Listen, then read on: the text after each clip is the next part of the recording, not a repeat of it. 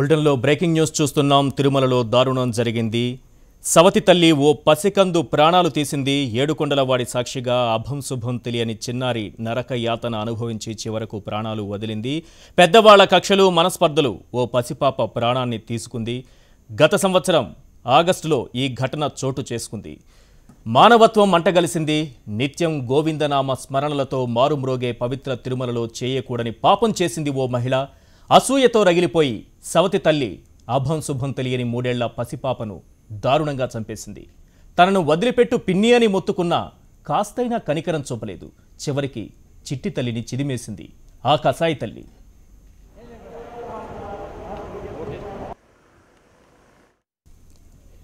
కర్ణాటక బళ్ళారి జిల్లాకు చెందిన దేవరాజ్ తన 2 భార్యలైన ఉలిగమ్మ, జ్యోతి, తన తల్లి దుర్గమ్మతో కలిసి కూలి పనుల కోసం తిరుమలకు వలస వచ్చాడు. దేవరాజు మొదటి భార్యకు 3 ఆడపిల్లలు, రెండో భార్య జ్యోతికి ఓ కుమారుడు ఉన్నాడు. ఈ క్రమంలో రెండో భార్య జ్యోతి 3 ఆడపిల్లల్ని చూసుకుంటూ ఇంటి వద్దే ఉండేది. గత ఏడాది ఆగస్టు 24న మూడో కూతురు రాధ తప్పిపోయినట్టు భర్త దేవరాజుకు తెలిపింది. దీంతో కుటుంబ సభ్యులంతా చిన్నారి ఆచూకీ కోసం వెతికారు. అయినా ఫలితం లేకపోయేసరికి తిరుమల పోలీసులను ఆశ్రయించగా మిస్సింగ్ కేసుగా నమోదు చేశారు.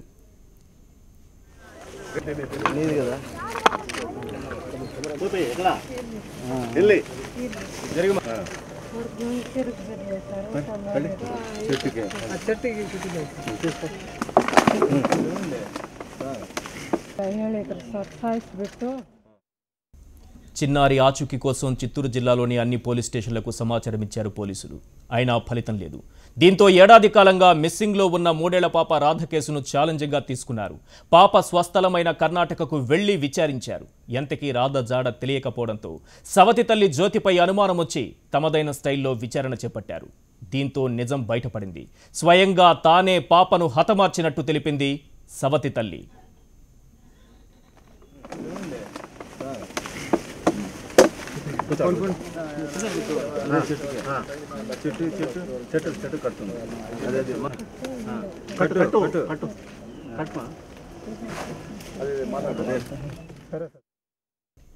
చిన్నారి రాధను ఆసుపత్రికి తీసుకువెళుతున్నట్టు నమ్మించి అటవీ ప్రాంతానికి తీసుకెళ్లింది సవతి తల్లి జ్యోతి. వద్దు పిన్ని అని మొరపెట్టుకున్నా వినిపించుకోలేదు. కర్రతో తల పగలగొట్టింది. పాప అరుపులు వినిపించకుండా నోట్లో గుడ్డలు కుక్కి కిలోమీటరు దూరం తీసుకెళ్లి దట్టమైన అరణ్యంలో చెట్టుకు కట్టేసింది ఆ కసాయి. అభం శుభం తెలియని చిన్నారి పెద్దలు చేసిన తప్పిదాలకు, పెద్దలు పెంచుకున్న కక్షలకు బలిపశువైంది.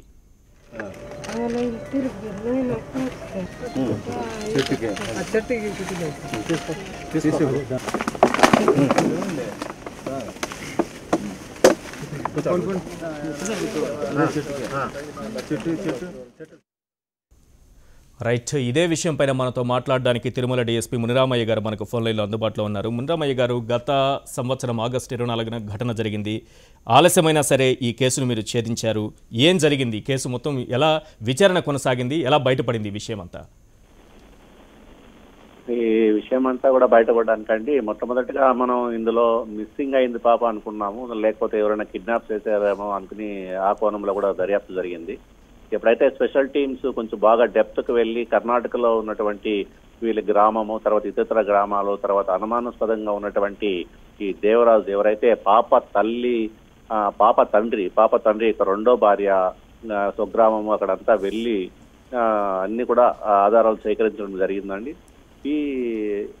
ఈ నేరస్తురాలు అయితే ఎవరైతే ఉందో ఈ పాపకు చిన్నమ్మ, ఆ పినతల్లి ఇతని దగ్గరికి, దేవరాజు దగ్గరికి రావడానికి ముందు కూడా వేరే వాళ్ళతో వివాహేతర సంబంధాలు కలిగి ఉండింది. వాళ్ళు మరలా వాళ్ళ దగ్గరికి రమ్మని చెప్పి, తర్వాత ఈమె వచ్చేసి ఒక జాతికి సంబంధించినటువంటి స్త్రీ, వీళ్ళు దేవరాజు అనే అతను వేరే జాతికి సంబంధించిన స్త్రీ కాబట్టి వాళ్ళిద్దరి మధ్యలో వాళ్ళు పలానా వాళ్ళ దగ్గరికి పోకూడదు, నువ్వు మనకు చిన్నతనంగా ఉంటుంది, మన కాలనీలో అందరూ కూడా చాలా చిన్నగా చూస్తున్నారు, మాకు అవమానకరంగా ఉందని చెప్పేసి వాళ్ళు వచ్చేయమని బలవంత పెట్టడము ఒకటి.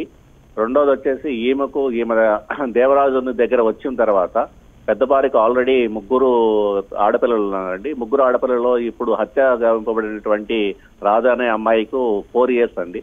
ఆ అమ్మాయి రెండో అమ్మాయి. ఈమెతో ఎక్కువ సఖ్యతగా ఉంటుంది. ఈ జ్యోతి అనేటువంటి ముద్దాయి ఎవరైతే ఉందో ఆమెతో సఖ్యతగా ఉంటుంది, సఖ్యతగా ఉండి ఆమెతో పాటు బాగా ఉండేది.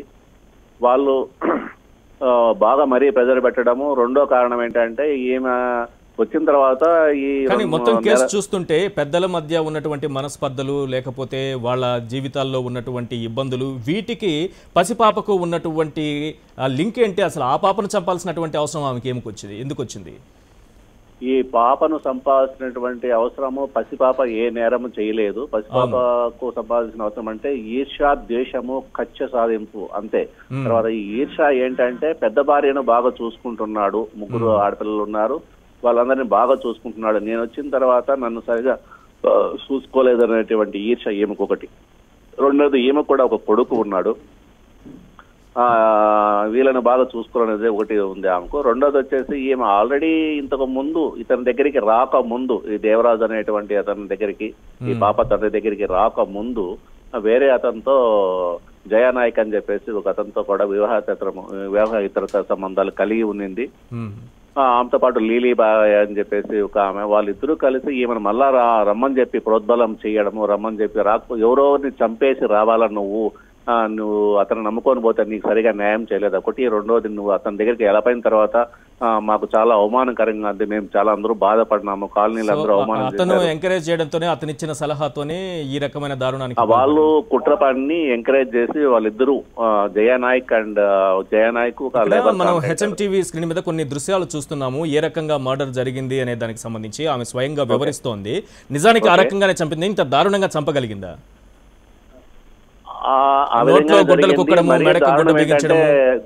మరీ దారుణం ఏంటంటే కర్రతో కొట్టేసిన తర్వాత పాప కొన ఊపిరితో ఉండగా పాప వేసుకున్నటువంటి ఒక లోయర్ డ్రెస్ లో ఉన్నట్టు లోయర్ తీసేసి పాప మెడకు బిగించేసి పాపను తీసుకుపోయి ఒక చెట్టుకు బాగా ఉరివేసినట్టు కట్టేసేసింది. ఎందుకు కారణం అంటే మరలా ఏమైనా బతుకుతుందేమో, బతికిన తర్వాత మరలా వస్తుందేమో అని చెప్పేసి కట్టేసింది. కొన ఊపిరితో పానంతో ఉంది అప్పుడు పాప. అవును. అప్పుడు ఆ చెట్టు పొదల్లోకి తీసుకుపోయి చెట్టు పొదల్లో ఒక చెట్టుకు గట్టిగా ఆ మెడకు చెట్టుకు బాగా గట్టిగా బిగించి కట్టేసింది. తిరుమలలో నివాస ప్రాంతాలకి, లేకపోతే తిరుమలలో ఆ భక్తులు మనకి రద్దీగా ఉన్న ప్రాంతానికి దీనికి ఎంత దూరం ఉందండి? ఇది చాలా దూరంలో ఉంటుంది. మీకు అవగాహన ఉంటే కన్నా ఇది వచ్చేసి మన వరహాస్వామి గెస్ట్ హౌస్ ఆపోజిట్ లో ఉన్నటువంటి బాటగంగమ్మ టెంపుల్ దగ్గర నుంచి మనము ఈ పాప వినాశనానికి మెట్ల దారి ఒకటి ఉంది, పాత మెట్ల దారి అంటారు దాన్ని. ఆ పాత మెట్ల దారిలో పైకి వెళ్ళిన తర్వాత మళ్ళా రైట్ లోపలికి ఫారెస్ట్ లోపలికి వెళ్ళాలి. బాగా లోపలికి వెళ్ళిన తర్వాత నిర్మానుష్య ప్రదేశం అది, ఎవరు కూడా జనసంచారం ఉండరు, అక్కడ ఎవరు వెళ్ళలేదు. అది కూడా ఈమె చూపించేంత వరకు కూడా మనము కూడా చూడగలిగేటువంటి ప్రాంతం కాదు అది. ఆమె స్వయంగా ఈ నేరం ఒప్పుకొని తర్వాత ఆమె తీసుకెళ్లి చూపిస్తే గానీ మనకు ఎవరికి తెలియలేదు. స్పాట్కి వెళ్ళినప్పుడు ఎటువంటి ఆధారాలు అక్కడ లభించాయి దీనికి సంబంధించి? మనం స్పాట్కి వెళ్ళినప్పుడు పాపకు సంబంధించిన స్కల్ అంటే పుర్రె ఉంది, తర్వాత బోన్స్ ఉన్నాయి, బోన్స్ అన్ని ఉన్నాయి. తర్వాత పాపకు సంబంధించిన చెప్పులు అక్కడే ఉన్నాయి. తర్వాత పాప వేసుకున్నటువంటి బట్టలకు సంబంధించిన ఆధారాలు, బట్టలు అవన్నీ కూడా ఉన్నాయి. పాప తలలో పెట్టుకున్నటువంటి, తలకు వేసుకున్నటువంటి, లేడీస్ వేసుకున్నటువంటి ఒకటి, అవన్నీ కూడా ఆధారాలన్నీ కూడా నేరస్థలంలో దొరికాయి మనకు. నేరస్థలంలోనే ఆ పుర్రె దగ్గర ఆ పాప వెంట్రుకలు అవన్నీ కూడా పూర్తిగా అక్కడే అట్టుకొని ఉన్నాయి పుర్రెకు. రైట్. మనకి ఈ కేసు బయటపడింది, ఇక్కడ ఒక హత్య జరిగింది, మనకి ఈరోజు బయటకు వచ్చింది, ఈ విషయం ఆలస్యంగానైనా వెలుగులోకి వచ్చింది. ఇవన్నీ పక్కన పెడితే ఇటువంటి అటవీ ప్రాంతంలో ఈ రకమైనటువంటి దారుణాలు జరుగుతుంటే మనం ఎట్లా తెలుసుకోగలుగుతారు, ఎట్లా వీటిని పసిగట్టగలుగుతారు? ఈ ప్రాంతం పైన ప్రత్యేకంగా ఏదైనా దృష్టి పెడతారా? భవిష్యత్తులో ఇలాంటి ఘటనలు జరగకుండా మరి అటవీ ప్రాంతం కాబట్టి ప్రతి చోటికి అందరూ వెళ్ళేటటువంటి పరిస్థితి ఉండదు, కొంతమందికి మాత్రమే అక్కడికి వెళ్ళేటటువంటి అవకాశం ఉంటుంది. మీరు చెప్తున్నట్టు ఆ వరాహస్వామి గెస్ట్ హౌస్ నుంచి కొంచెం ముందుకెళ్తే పాత మెట్ల దారి దగ్గర ఆ లోతైన ప్రదేశంలోకి ఎవరు వెళ్ళరు, అక్కడ నిర్మానుష్య ప్రాంతంలోకి. ఇటువంటి దారుణాలు జరగకుండా ఉండాలంటే ఏం చేయాలంటారు ముండ్రామయ్య గారు? ఇలాంటి దారుణాలు జరగకుండా ఉండడానికి మనం కూడా ఇప్పుడు ఒక పోలీస్ కూడా ఒక ప్లానింగ్ చేసి ఒక పెట్రోలింగ్ పార్టీస్, తర్వాత డే అండ్ నైట్ బీట్స్ కూడా సర్వ్ చేసి అనుమానాస్పదమైన వ్యక్తులు ఎవరు కూడా అడవి లోపలికి వెళ్లకుండా చూడడానికి ఒక ప్రణాళిక తయారు చేసుకుంటున్నాము. అట్లాగే అక్కడ ఉన్నటువంటి పరిస్థితులను బట్టి ఎవరెవరు వెళ్తున్నారు ఏమని చెప్పేసి అనుమానాస్పదమైన వ్యక్తుల పైన ఒక నిఘా ఏర్పాటు చేయడం జరుగుతుంది. నిరంతరంగా అది ఆ నిఘా కొనసాగాల్సిన అవసరాన్ని ఈ కేసు మనకు చెప్తోంది. తప్పకుండా నిరంతరంగా మనము వాళ్ళ అనుమానాస్పదమైన వ్యక్తులపైన నిఘా ఏర్పాటు చేయడానికి ఇలాంటి కేసులు మనకు హృదయ విదారకరమైనటువంటి ఈ చిన్నారి హత్య కేసు, బాధాకరమైనటువంటి హత్య కేసులో మనకు అవసరం అని చెప్పేసి తెలియజేస్తుంది. రైట్, థ్యాంక్ యూ అండి మున్రామయ్య గారు.